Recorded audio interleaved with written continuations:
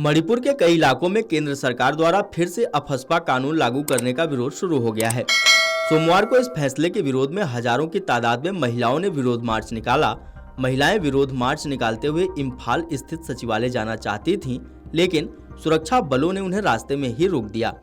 आपको बता दें कि बीते दिन जिरीबाम में हुई हिंसा के बाद मणिपुर में कई इलाकों में फिर से अफस्पा कानून लागू कर दिया गया है। सोमवार को मणिपुर में मानवाधिकारों और सामाजिक न्याय के लिए काम करने वाली महिलाओं के संगठन मीरा पाइबिस ने रैली का आयोजन किया। प्रदर्शनकारी महिलाओं ने हाथ में प्ले कार्ड और बैनर पकड़े हुए थे और वे राज्य में अफस्पा कानून को हटाने की मांग कर रही थीं। महिलाओं की रैली इम्फाल के कोगम्बा बाजार इलाके से शुरू हुई, लेकिन 3 किलोमीटर बाद ही रैली को सुरक्षा बलों ने रोक दिया।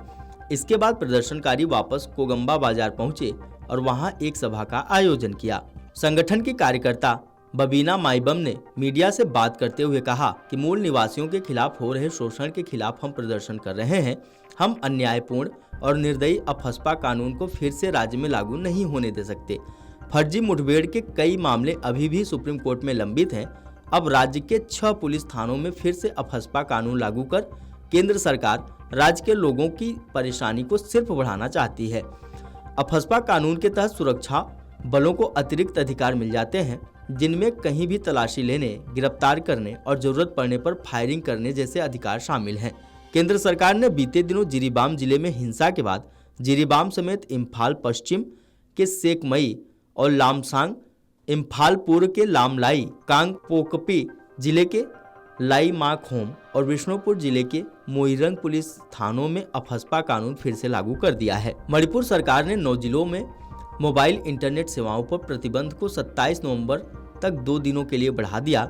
आदेश में कहा गया है कि राज्य सरकार ने मौजूदा कानून और व्यवस्था की समीक्षा करने के बाद इम्फाल पश्चिम, इम्फाल पूर्व, काकचिंग, विष्णुपुर, थौबल, चुराचांदपुर, कांगपोकपी, फेरजावल और जिरीबाम में मोबाइल इंटरनेट सेवाओं को 2 दिन के लिए प्रतिबंधित किया है।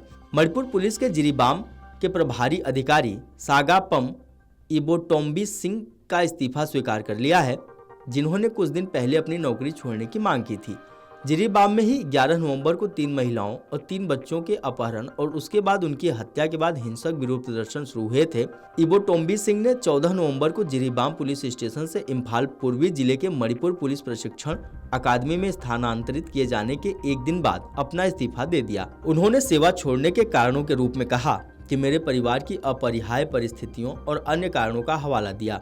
पुलिस महानिदेशक राजीव सिंह की तरफ से हस्ताक्षरित आदेश के अनुसार जिरीबाम पुलिस थाने के तत्कालीन निरीक्षक सागापम इबोटोम्बी सिंह की तरफ से 15/11/2024 को दिए गए पत्र के माध्यम से दिया गया इस्तीफा स्वीकार किया गया और उन्हें तत्काल प्रभाव से सेवा से इस्तीफा देने की अनुमति दी जाती है। आपको बता दें कि मणिपुर में पिछले साल मई में भड़की हिंसा अभी भी थमने का नाम नहीं ले रही है।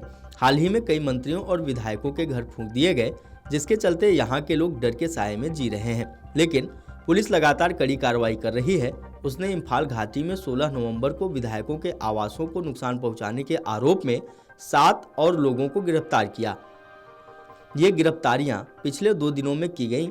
पुलिस ने बताया कि काकचिंग जिले से शुक्रवार को 3 लोगों को गिरफ्तार किया। वहीं इम्फाल पश्चिम जिला पुलिस ने शनिवार को 4 लोगों को गिरफ्तार किया। इन गिरफ्तारियों के साथ ही निर्वाचित सदस्यों के आवासों पर आगजनी के आरोप में गिरफ्तार किए गए लोगों की संख्या बढ़कर 41 हो गई है।